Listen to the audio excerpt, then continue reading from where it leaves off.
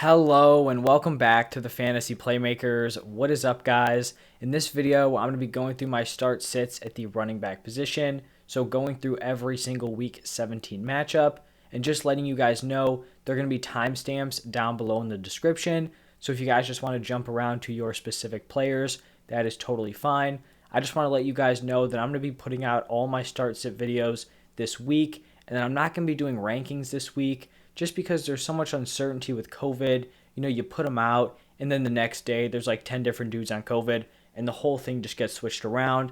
But what I want to say is that you guys can ask questions, on any of these videos throughout the entire week, and I'll make sure to answer every single person. It's championship time for fantasy football, so I just want to let you guys know that you can get those answers. Just comment on any video. I'll be checking basically every single day and getting back to you guys as soon as I can.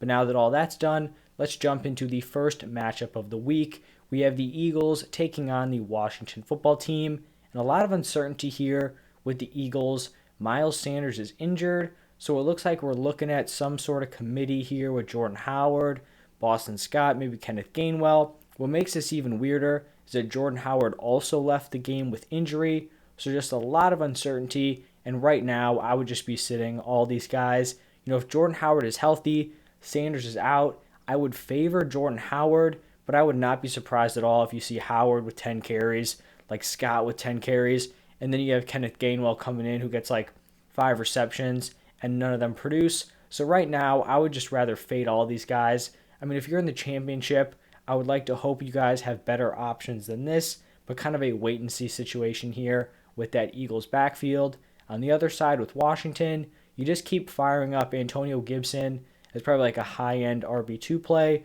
Washington's offense is just horrible, but at least they continue to feed the ball to Antonio Gibson, even if he is getting fairly inefficient touches.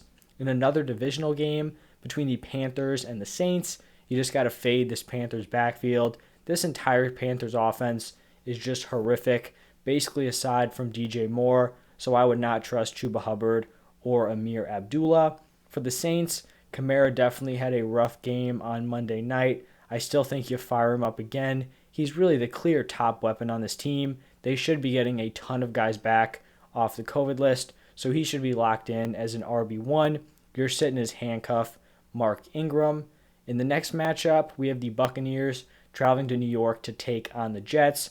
Leonard Fournette on IR, so he is not going to be here for this game. So it looks like Ronald Jones is going to continue to be the number one. I think he's a solid start.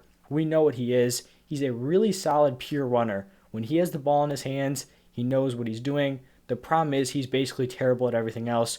He's a terrible pass protector. He's a terrible receiver of the football, and his ball security is not very good. So they're going to be feeding him touches, but I do think his, kind of ceiling is capped because he doesn't have that receiving ability. It does help that his backup, Keyshawn Vaughn, is even a worse receiver. I mean, it is crazy the amount of drops this man has had in his very short career. He did have a really solid touchdown run, so good to see there, but I just don't know if Brady's going to be getting much, in terms of receiving work from these backs. And then for the Jets, Michael Carter had a big game on Sunday, but this is a really tough matchup against the Buccaneers.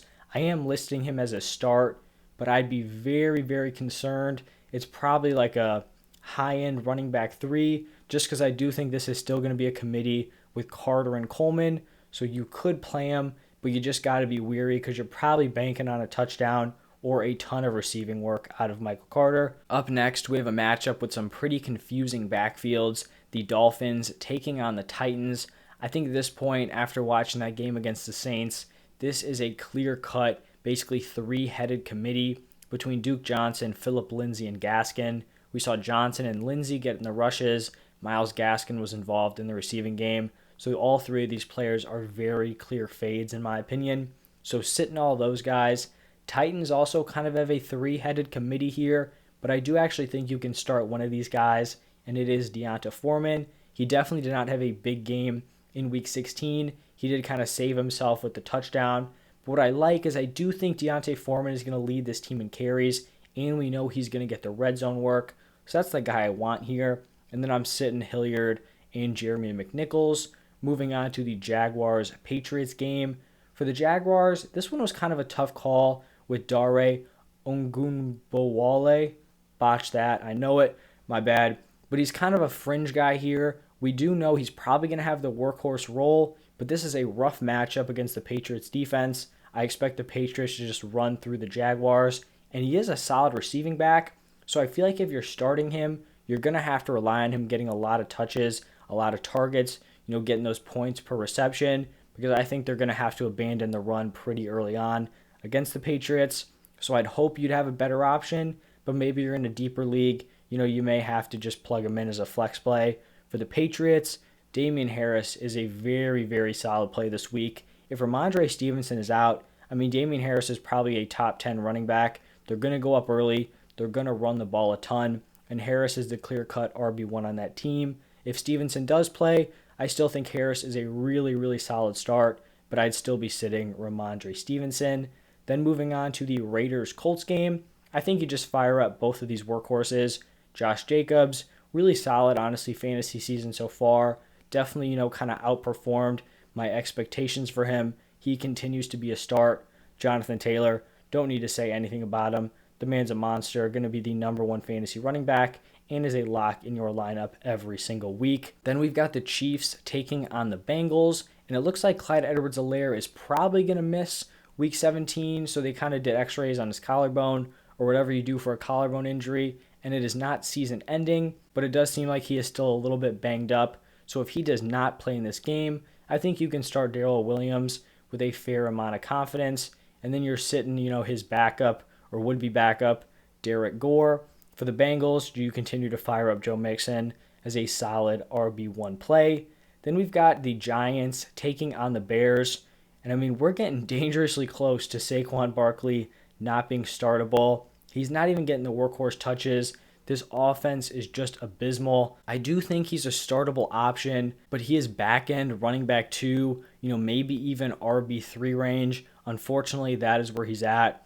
And then you're sitting his backup, Devonta Booker. For the Bears, you continue to fire up their workhorse, David Montgomery, as like a fringe running back 1 play. Then in kind of an interesting matchup here at the running back position, the Falcons travel to Buffalo to take on the Bills. Cordell Patterson has been slowing down pretty rapidly. As of late, his efficiency has just absolutely fallen off. A lot less work in the receiving game. So he's no longer like a locked-in RB1 play. He's probably more of a mid to back-end RB2 option, especially in a tough matchup against the Bills. And then his backup, Mike Davis, is a sit every single week. For the Bills, this has really been a backfield that I've just totally faded every single week this season. But it looks like Devin Singletary is breaking out as the running back 1, getting that receiving work, clearly leading the team in carries. This kind of seems like a trap game where they just revert back to having a committee. But the last 2 weeks, he's been the guy. So like I mentioned, I do think you can trust him in your lineups. Texans 49ers is up next, and the Texans are coming off of a huge win over the Chargers, one where we saw Rex Burkhead just absolutely go off. Some people may think, okay, he's getting those touches, getting double-digit carries every single week. I'm going to fire him up in my lineups. I would advise against that because he's seen that workload every week and has been terribly inefficient basically every single game except for the Chargers matchup. So I'm not expecting a lot out of Burkhead in a game where they're probably going to go down early to the 49ers. So he is going to be a sit for me. On the 49ers side, you're just going to be starting whatever running back is the RB1. So if Elijah Mitchell is back, you fire him up as a start. If he is out, then Jeff Wilson would be the starter, with him out of the lineup. So that's how you're playing that situation. Then moving on to a divisional game between the Broncos and the Chargers. I think you're basically firing up every single fantasy relevant running back here. For the Broncos, both Javonte Williams and Melvin Gordon, I think, could crack into your lineups. And it's really just because this Chargers run defense has been non-existent. I think this is a game where both of these guys can be relevant plays and, both score over 10 plus points. For the Chargers, Austin Eckler should be back, and he's a locked-in, high-end RB1 every single week. Then we've got the Rams taking on the Ravens. It looks like this is Sony Michel's backfield. It's interesting because apparently Cam Akers may play in this matchup. Really just crazy return time from that torn Achilles, but I think it's probably going to be pretty minimal touches. I doubt, he takes over the workhorse role. I would honestly be completely shocked. So I do think you continue to fire up Sony Michel is probably an RB1 play if he is getting that massive workload like he has the last 2 weeks. For the Ravens, you just can't trust this backfield between Devonta Freeman and Latavius Murray. Really just their performances are going to come down to who gets into the end zone. I don't want to rely on that. Both have been pretty inefficient as of late. We don't know what's going on with Lamar. This offense has kind of been struggling a little bit, so just sitting both of those guys, not trying to worry about that headache in that committee. Moving on to the Lions-Seahawks game, this Lions backfield is all over the place. It looked like DeAndre Swift had a chance to play, didn't end up going. When he returns, I think you plug him in, but I don't think you can be expecting, his mid to back end RB1 production. He'd probably be more of like a mid-tier RB2 play, but kind of tough to evaluate without hearing all the reports. If he is out, I think you just fade this backfield altogether. Both Jamal Williams and Craig Reynolds saw a decent amount of work. None of them really put up fantasy relevant numbers, so I would just be sitting both of those guys. For the Seahawks, Rashad Penny may be a league winner, waiver wire pickup. This is a fantastic matchup for him against the Lions. They should be able to get a lead and run the ball, basically down the Lions' throat. For Rashad Penny here, he has had 2 massive games in his last 3 weeks, so he's probably a high-end running back too, maybe even higher. Maybe I'm already too low on him, but we'll just have to wait and see. And then you're sitting his backup, DJ Dallas, in a big-time matchup between the Cardinals and the Cowboys. For the Cardinals, I'm expecting James Conner to be back this week, and I do think he will kind of come in and reclaim his role as the RB1, but I do think you could still plug in Chase Edmonds. It's like a back-end RB2, high-end running back 3 who's going to be getting that receiving work. For the Cowboys, you're plugging in Zeke as a solid, fringe running back 1 play. And then I'm sitting Tony Pollard. I just don't think he's going to get enough touches, and he's not going to be getting those goal line carries like Zeke. Moving on to a divisional game between the Vikings and the Green Bay Packers. For the Vikings, you're just starting whoever their RB1 is. So if Dalvin Cook is back, he's the starter. If Cook is out, you fire up Madison because you know he's going to get that exact same workload that Dalvin Cook would. And then for the Packers, you start Aaron Jones because he's getting that receiving work, and you sit A.J. Dillon because he is just so touchdown dependent with his current workload. And then in the final game of the week, we have the Browns taking on the Steelers. And for the Browns, Nick Chubb is a smash in your lineups every single week. We don't really know what's going on with Kareem Hunt here, so he's not on the graphic. He's dealing with an ankle injury and was on the COVID list last week, so a lot of uncertainty there. If they kind of make an announcement, that's when I'll readjust. And if you guys have him on your rosters, just comment the questions down below once we get some more clarity there. And then if Kareem Hunt doesn't go, you're sitting Dearness Johnson. For the Steelers, you continue to fire up Najee Harris as an RB1 play who's going to see a ton of volume. And that is going to wrap it up for this video. If you enjoyed the content, do me a huge favor, hit that like button and subscribe to the channel. Like I mentioned at the top, comment any questions you guys have down below, and I'll get back to all of you. Thank you so much for stopping by, and I'll see you in the next one.